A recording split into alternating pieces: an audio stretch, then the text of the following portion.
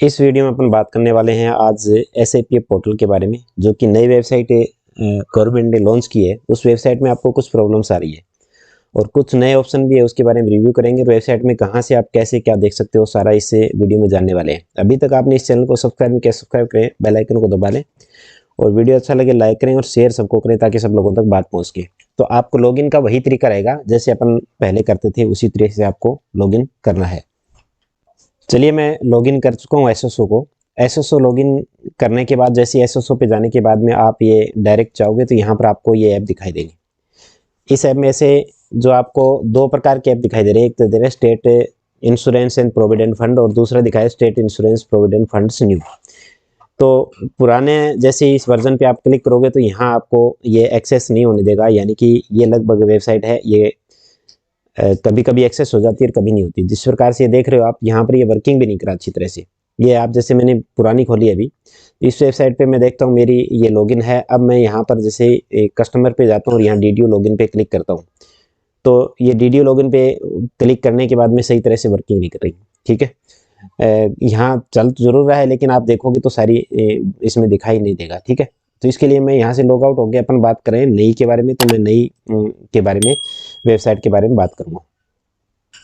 ठीक है, हम आ गए। इस प्रकार से अपन न्यू जो स्टेट इंश्योरेंस की SIP पोर्टल की जो वेबसाइट है, इस पर अपन क्लिक करेंगे और ऐसे क्लिक करने पे न्यू पोर्टल पे आपको ले जाएगा। लेकिन ये पोर्टल अभी से वर्किंग सही तरह से नहीं कर रहा है, तो आपको क्या करना है, इसको सही वर्किंग करे और आपका काम हो जाए। तो इसके लिए देखिए, आप ये लॉगिन हो गई और इस प्रकार से आपको पोर्टल पे ये दिखाई देगा। ठीक है, काफ़ी अच्छा अट्रैक्टिव लुक बनाया है इस पोर्टल का। जिस प्रकार से आप देख रहे हो स्टार्टिंग में इसके अंदर जैसे आप प्रोफाइल, तो प्रोफाइल के अंदर पूरी डिटेल आपको यहाँ पर दिखाई दे जाती है, जिसमें आपका father name, date of birth, email address, contact number, DDO का जो है कहाँ का डीडीओ है, यूनिट और पे मैनेजर आईडी भी यहाँ पर आपको दे दी जाती है और एम्प्लॉय आईडी, यानी कि पे मैनेजर से इसको डायरेक्ट कनेक्ट कर दिया गया है और एम्प्लॉय आईडी आ जाती है। फिर आगे सर्विस की बात करें तो सर्विस में भी आपका फुली डिटेल यहाँ पर आ जाती है, जिसमें बेसिक पे वगैरह सब आपको, डेट ऑफ ज्वाइनिंग और बेसिक पे आपका बजट हेड तक पूरा दे दिया जाता है। फिर सैलरी की बात करें, सैलरी पे जैसे अपन क्लिक करेंगे तो पूरी सैलरी के बारे में,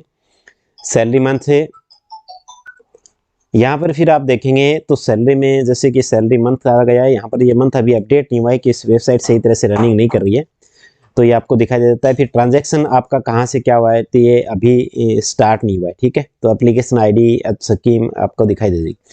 रिलेशनशिप की बात करें तो ये टैब आपके लिए बहुत ही महत्वपूर्ण है। रिलेशनशिप के अंदर आपको रिलेशनशिप मैनेजर, यानी कि आपके जो असिस्टेंट मैनेजर हैं आपके SIP पे ऑफिस के, GP ऑफिस के, आपके यूनिट ऑफिस के अंदर या डिस्ट्रिक्ट ऑफिस में, वो आपको यहाँ पर शो हो जाएंगे। और फिर आपको नोटिफिकेशन अगर किसी प्रकार की नई अगर नोटिफिकेशन आती है तो यहाँ पर आपको दिखाई देगी ऑल नोटिस, ये आप देख सकते हो। ठीक है, फिर साइड के अंदर आप देखोगे यहाँ तो NPS की पूरी डिटेल ही आपको दिखाई दे, NPS नंबर वगैरह दिखाई देंगे। हालांकि अभी अपडेट नहीं हुआ है, धीरे धीरे अपडेट होने के बाद में एक ही प्लेटफॉर्म पे सब कुछ आपको मिल जाएगा। SI के बारे में देखेंगे तो SI की जैसे आप पॉलिसी है और पॉलिसी नंबर आ गए, करंट प्रीमियम आपका कितना है, नंबर ऑफ कॉन्ट्रैक्ट में, यानी आज तक आपने कितनी बार SI को इंक्रीज किया है, वो यहाँ पर आपको दिखाई देगा। और फिर सम एश्योर्ड यहाँ पर आपको दिखाई देगा। हालांकि ये सही वैल्यू आपकी, अभी करेक्ट वैल्यू आपको शो नहीं होगी यहाँ पर। और फिर आप इस पे नीचे जैसे क्लिक फॉर SI ट्रांजैक्शन के बारे में पूरा क्लिक करेंगे तो नीचे पूरी डिटेल आपको दिखाई देगी। ठीक है, तो जैसे इस पर आप क्लिक करेंगे तो क्लिक करने के बाद में ऐसे आपको ऑप्शन और आ जाते हैं, जिसमें आपको SI लोन के बारे में, जो पहले इस प्रकार से पुरानी वेबसाइट में ऐसे दिखाई नहीं देता था, SI loan, SI claim, first declaration, payment, extend policy और बैक टू डैशबोर्ड।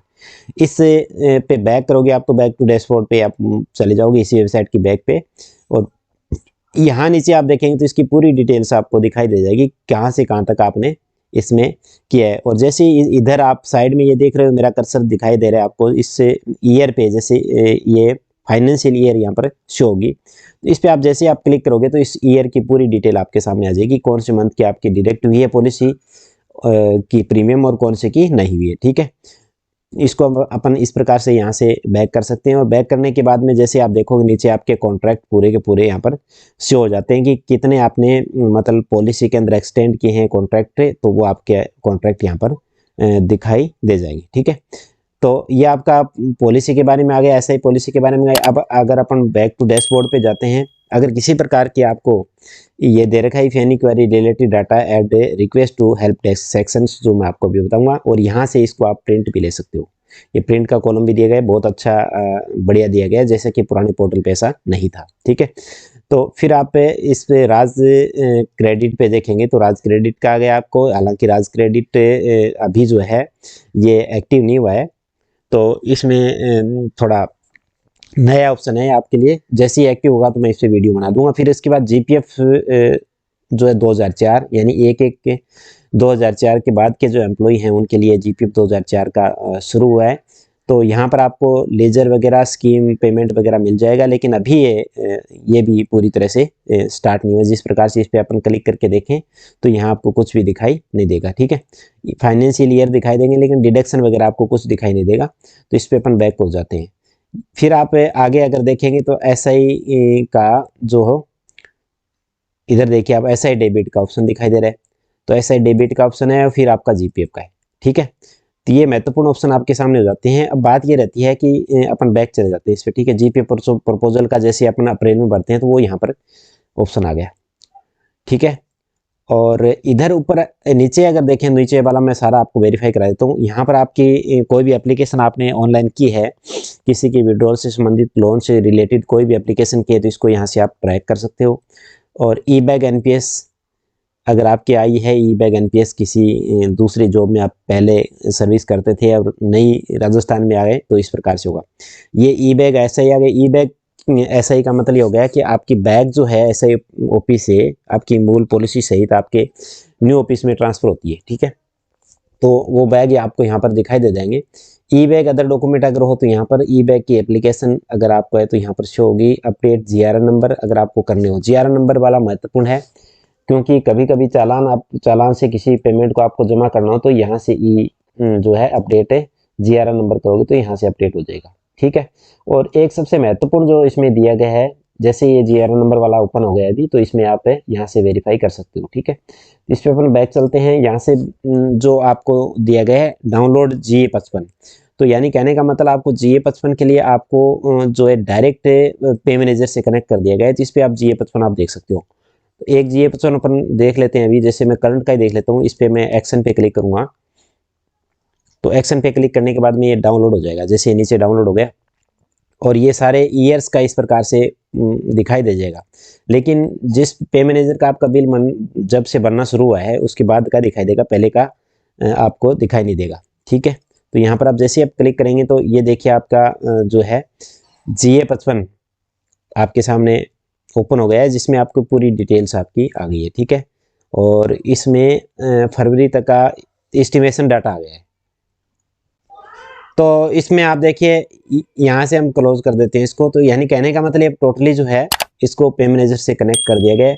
नीचे आप नॉमिनी देखेंगे तो आपके नॉमिनी शो हो जाएंगे इस प्रकार से सारे। और ऐड फैमिली डिटेल आपका ऑप्शन एक और दे दिया गया है, तो आप ऐड फैमिली डिटेल को करना चाहे तो यहाँ से आप रिक्वेस्ट भेज सकते हो अपनी डीडीओ को। अब बात रहती है कि डीडीओ को जो रिक्वेस्ट भेजते हो तो उसमें ये ऊपर देखिए आप, इसमें रोल चेंज करना पड़ेगा आपको। तो रोल चेंज के लिए कैसे करोगे, जैसे इससे ये लाइन दी हुई है तो इसमें स्विच रोल का और SIPF का दिया हुआ है। तो जैसे आप इस स्विच पे क्लिक करते हो तो यहाँ पर इधर SIPF पोर्टल का आपको दिखाई देता है, यानी कि यहाँ से डायरेक्ट अगर SIPF पोर्टल पे जाना है तो इस प्रकार से आप जा सकते हो। स्विच रोल पे जैसे आप क्लिक करोगे तो यहाँ पर एम्प्लॉय और एक नीचे यहाँ पर DDO का ऑप्शन आएगा। अभी DDO एक्टिव नहीं हुआ है, यानी कि ये सबसे बड़ी समस्या है अभी जो मैं आपको बताने जा रहा हूँ कि DDO लॉगिन का जो ऑप्शन आपको बहुत जल्द यहाँ पर एक्टिव हो जाएगा। कुछ लोगों के कुछ DDOs के एक्टिव हो भी चुका है, लेकिन उसमें फिर भी प्रॉब्लम आ रही है, इसमें वर्किंग नहीं हो रहा है सही तरह से। तो वेबसाइट का अपडेशन जिस प्रकार से मैंने हेल्प डेस्क पे बात की है, जो मैं आपको अभी फॉरवर्ड कर रहा हूँ, आपको बता रहा हूँ, तो इसमें हेल्प डेस्क वालों ने ये रिप्लाई किया है और SIPF ऑफिस GPF ऑफिस ने भी ये रिप्लाई किया है कि आपका न्यू ईयर से यानी 1 जनवरी के बाद से वर्किंग करना सही तरह से शुरू कर देगा। पूरे होल डाटा जो है आपके, जो कि ओल्ड वर्जन में है, ओल्ड वेबसाइट के अंदर जो थे वो पूरे के पूरे न्यू में कन्वर्ट कर दिए जाएंगे, पूरे के पूरे अपडेट कर दिए जाएंगे। तो यहाँ पर ऑप्शन आ जाएगा आपका DDO का। जैसे इस DDO के ऑप्शन पे क्लिक करेंगे तो आप डायरेक्ट DDO लॉगिन पे चले जाओगे और आपके एम्प्लॉय ऑप्शन दिखाई देंगे। हालांकि अभी मुझे DDO के जो ऑप्शन है वो मेरी ID पे अभी जो है अवेलेबल नहीं हुआ है, और जब भी अवेलेबल होगा तो मैं उस पर वीडियो बनाऊंगा, जरूर आपको बताऊंगा। ठीक है, तो ये सारे ऑप्शन का एक बार हमने रिव्यू कर लिया। उसके बाद में हेल्प डेस्क पे बात करते हैं। तो जैसे हेल्प डेस्क पे अपन क्लिक करते हैं, यहाँ देखिए आप हेल्प डेस्क पे मैंने क्लिक किया तो यहाँ पर आप इसमें जो महत्वपूर्ण बात दी है, यानी कि बहुत बढ़िया बात दी है कि इसमें आप कोई भी क्वेरी है आपकी, उस क्वेरी को यहाँ से आप फीडबैक कर सकते हो। यहाँ पर कॉन्टैक्ट नंबर दे सकते हो, आपका SIP ऑफिस के पास चली जाएगी और किससे रिलेटेड आपकी क्वेरी है वो आप यहाँ पर, और यहाँ पर फाइल को जो भी डॉक्यूमेंट है उसकी एप्लीकेशन लिखो और एप्लीकेशन को यहाँ से अपलोड कर दो और सबमिट कर दो। ठीक है, सब्जेक्ट लिखना है आपको कि किससे रिलेटेड है, तो आप इस क्वेरी को यहाँ से कर सकते हो सबमिट, और सबमिट करने के बाद में इसका बहुत जल्द आपको सॉल्यूशन मिल जाएगा। अगर आप एक मैनुअल का ऑप्शन भी दिया, इसको भी अपन देख लेते हैं। मैनुअल का ऑप्शन में यूज़र मैनुअल दिया है कि इस यूज़र मैनुअल के अंदर अपन हालांकि देख लेते हैं क्या है। यूज़र मैनुअल SIPF पोर्टल का जो है इसका न्यू वर्जन के बारे में बताया गया है शायद इसमें, ये देखिए। तो इसमें लगभग 11 पेज हैं जिसमें आपको यूज़र मैनुअल के बारे में टोटली बताया गया है कि जनरल इन्फॉर्मेशन किस प्रकार से होगी और नया पोर्टल जो है इस प्रकार से आपको शो होगा जैसे मैंने आपको बताया, और इसमें आपको क्या क्या ऑप्शन आपको दिखाई देने वाले हैं, ये सारे के सारे जो मैंने आपको, तो ये इसका पूरा मैनुअल दिया गया है, तो इस मैनुअल के अंदर आप देख सकते हो। तो अभी मेन बात ये आ रही है कि अभी जो एम्प्लॉय हैं, जो एम्प्लॉय अगले साल रिटायरमेंट होने वाले हैं और जिनका अभी SI का जो आपको क्लेम, SI क्लेम जो है वो आपको यहाँ से क्लेम करके, ऑनलाइन क्लेम करके करना है, तो वो आप कैसे करेंगे वो देखने वाली बात है। ठीक है, तो उसके लिए आपको SI के जिस प्रकार से आप पे उसके एम्प्लॉय के लॉगिन से करवाते हैं, एम्प्लॉय लॉगिन से करवाने के बाद में आप यहाँ से DDO लॉगिन पे करेंगे। तो अभी DDO लॉगिन शुरू नहीं हुआ है, तो अभी आप थोड़ा वेट कर लें। 1 जनवरी के बाद आपका ये सही तरह से रनिंग हो जाएगी वेबसाइट और फिर आप कर सकते हैं। ठीक है दोस्तों, तो ये नया वीडियो आपको कैसा लगा? अगर अच्छा लगा तो लाइक कीजिए, और इसमें किसी प्रकार की आपको समस्या है तो उससे रिलेटेड कमेंट जरूर कीजिए ताकि मैं नेक्स्ट वीडियो आपकी प्रॉब्लम्स का सॉल्यूशन के लिए बना सकूँ। Thank you.